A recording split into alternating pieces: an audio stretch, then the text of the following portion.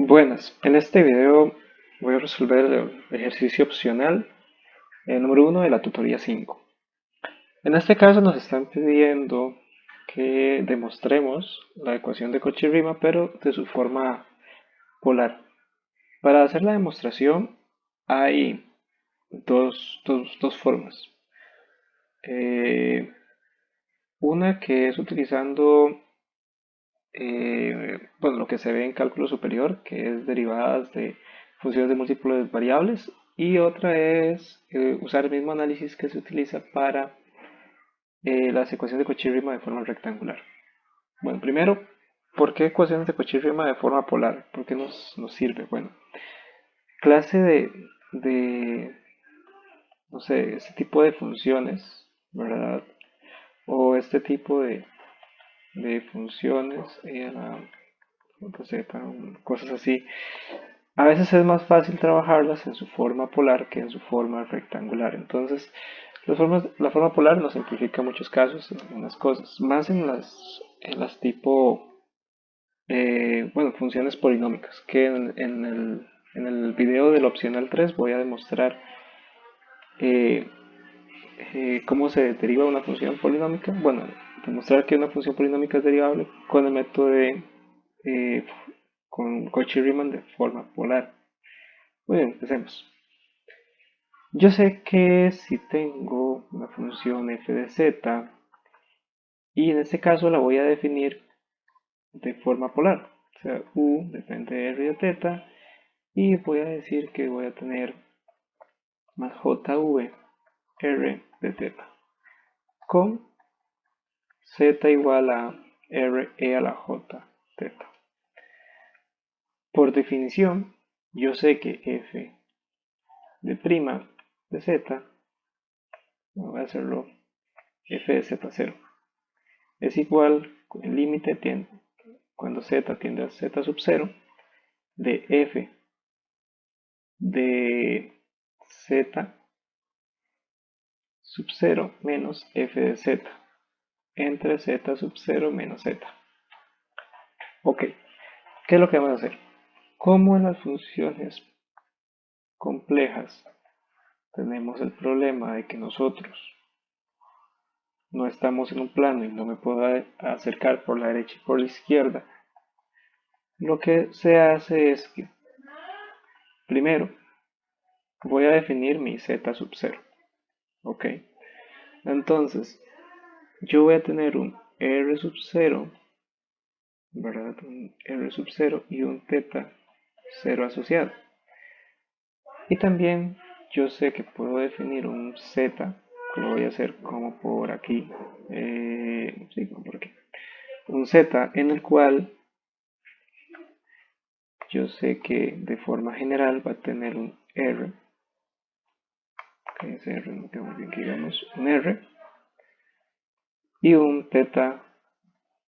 Ok, entonces, ¿qué es lo que nos dice? Si yo me aproximo eh, de z sub 0, si ese límite existe, la derivada se da. En este caso, ven que y tengo dos variables, r y θ, entonces es complicado. ¿Qué es lo que vamos a hacer? Se toma, primeramente, que θ es constante. Ok, entonces si θ es constante, ¿qué voy a tener? Voy a tener un r sub 0, un z, mi punto z sub 0, ¿verdad? Θ sub 0, que en este caso, como es constante, lo voy a dejar como θ, nada más. Y de igual forma, como θ es constante, ok, que voy a tener mi r y aquí un θ. Como θ es constante, voy a hacer ese límite. Entonces, yo sé que f' en z0 va a ser igual al límite cuando z tiende a z0, f de z menos fz0 entre, perdón, que era f de z0, f de z0 menos f de z entre z0 menos z. Entonces, sí, aquí un caso importante. ¿Qué sucede? cuando z tiende a z0. Ok, entonces yo sé que r es igual a e a la j teta y eso va a tender a un r sub 0 e a la j teta. Es decir, yo en realidad estoy aproximando r a un r sub 0. Ok, eso en primer lugar. Entonces yo puedo escribir esta expresión f' igual a z0 como el límite cuando r tiende a r0 de qué? De u de r0, teta, porque definimos que f es u de r teta más j v r teta, entonces más j v evaluado en r0, teta menos u de r, teta más jv r, teta. De esta manera.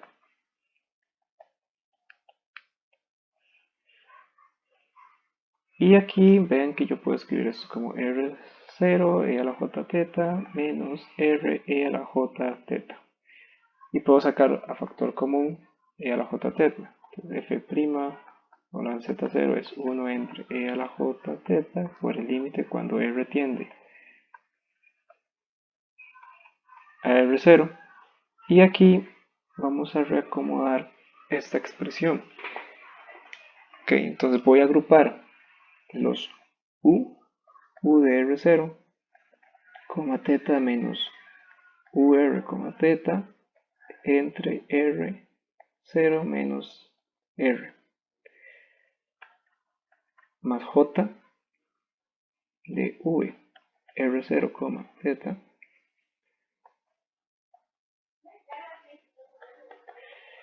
menos v r, teta entre r0 menos r. De esta manera. ¿Y qué tenemos aquí? Bueno, pues si podemos observar, aquí tenemos la definición de una derivada parcial de u respecto a r evaluado en r0 y la definición de una derivada parcial de v igual en r evaluado en r0. Como tenemos un caso específico en donde f' está evaluado en z0, voy a hacer que sea h igual a r0 menos r. Entonces, si r tiende a r0, implica que h tiende a 0. Y también tengo que r0 es igual a h más r.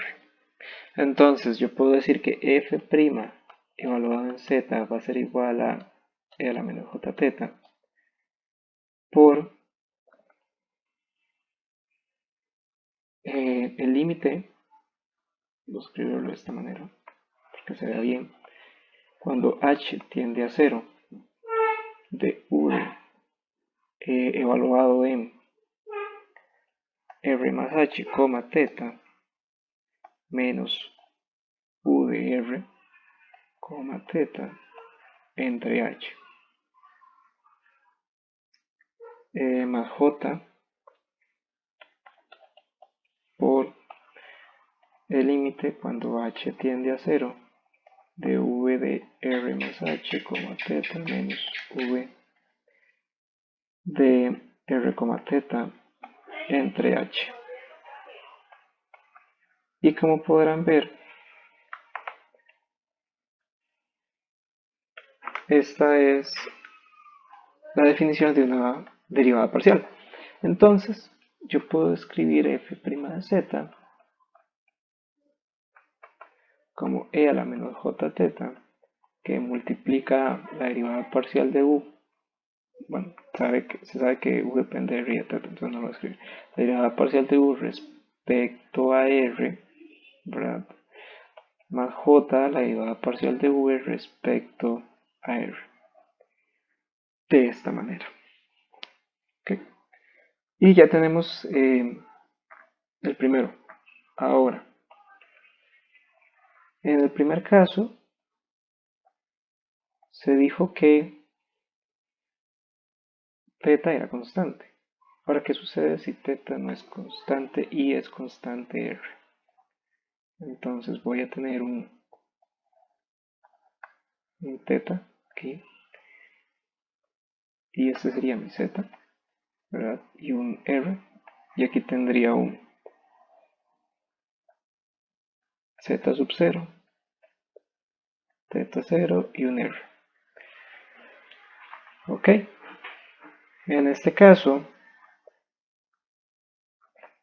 podemos ver que si z tiende a z0, eso implica que r e a la j θ tiende a r sub 0 e a la j θ. Perdón, r es constante. Entonces, e a la j θ tiende a r a la j θ0. Es decir, θ tiende a θ0. Ok. Podemos escribirlo de esa manera. Entonces, el f' de z sería igual a el límite cuando θ tiende a θ0 de f de r, θ0 menos, perdón, f de z0 menos f de z entre z0 menos z. Aquí vamos a hacer el mismo análisis y vamos a tener que z menos z0, yo puedo sacar r a la j z0 menos r e a la j θ y puedo sacar un r, factor común. F' de z sería igual a 1 entre r por el límite cuando θ tiende a θ0 de qué? De u, no lo ven, r, θ0 menos u de r, θ entre e a la j θ0 menos e a la j θ más j por v de r, θ0 menos v de r, θ entre e a la j θ0 menos e a la j θ. ¿Qué es lo que vamos a hacer? Vamos a hacer un pequeño truco. Vamos a multiplicar por θ0 menos θ entre θ0 menos θ. De esta manera, yo puedo escribir esto como el límite cuando θ tiende a θ0 de u de r, θ0 menos u de r, θ entre θ0 menos θ. Como pueden observar, esto es una derivada parcial respecto a θ, ¿verdad? Y v de r, θ0 menos v de r, θ entre θ0 menos θ. Eso que multiplica θ0 menos θ entre e a la j θ0 menos e a la j θ.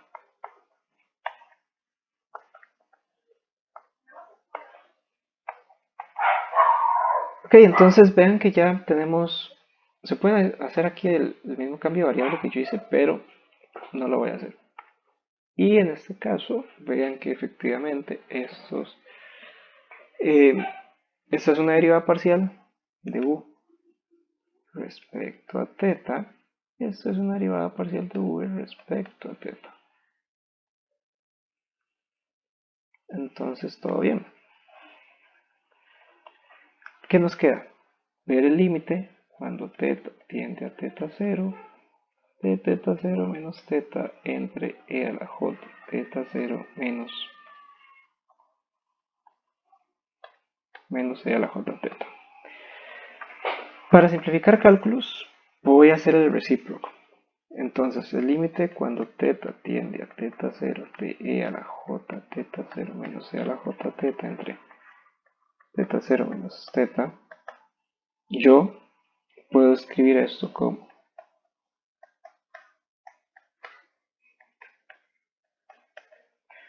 ok, más j seno de teta menos e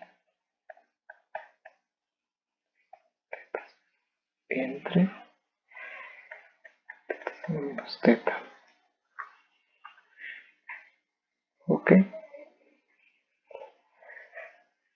Y de aquí yo puedo ver que, bueno, voy a simplificarlo, que sería más fácil.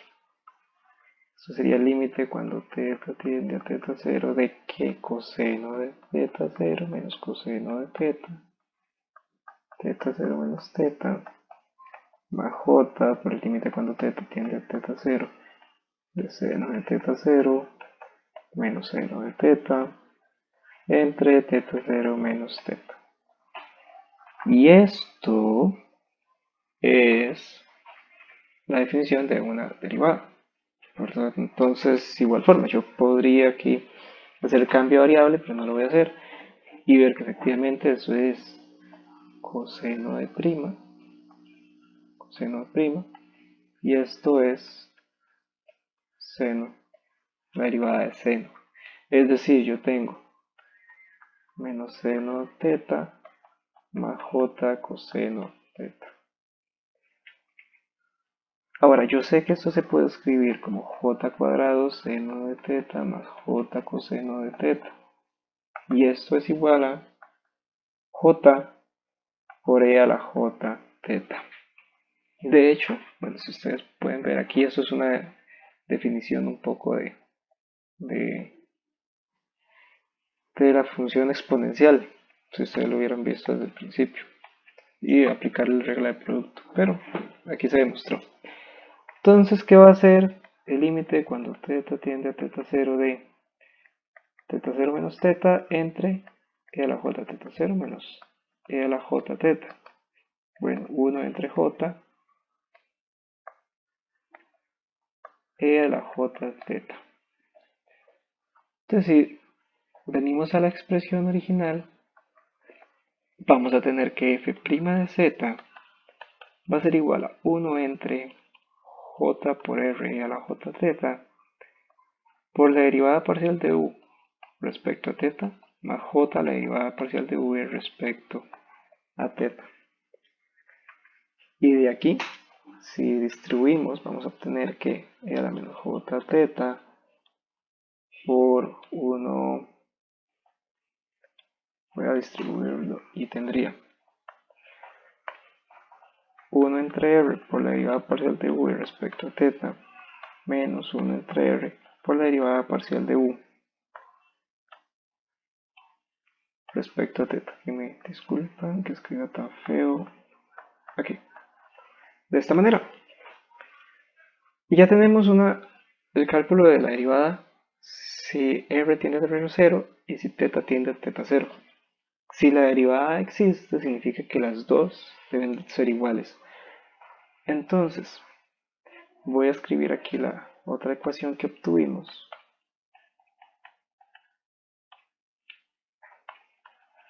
Vamos a ver. Y obtuvimos otra expresión que era muy parecida, que era derivada parcial de v respecto a r más j, la derivada parcial de v respecto a r. Es decir, si yo igualo parte real y parte imaginaria, ¿verdad? Sería, ok, aquí me equivoqué, no puse la parte imaginaria, menos j. Ok, parte real,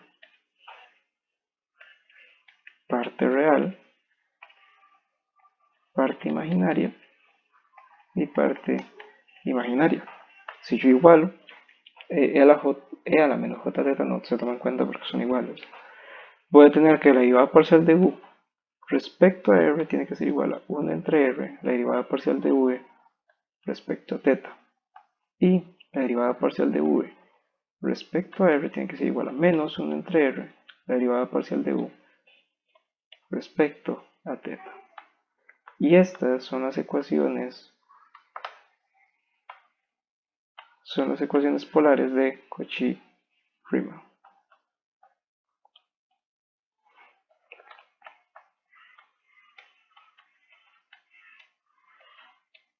En el otro video, en la opcional 2, voy a hacer la demostración de por derivadas,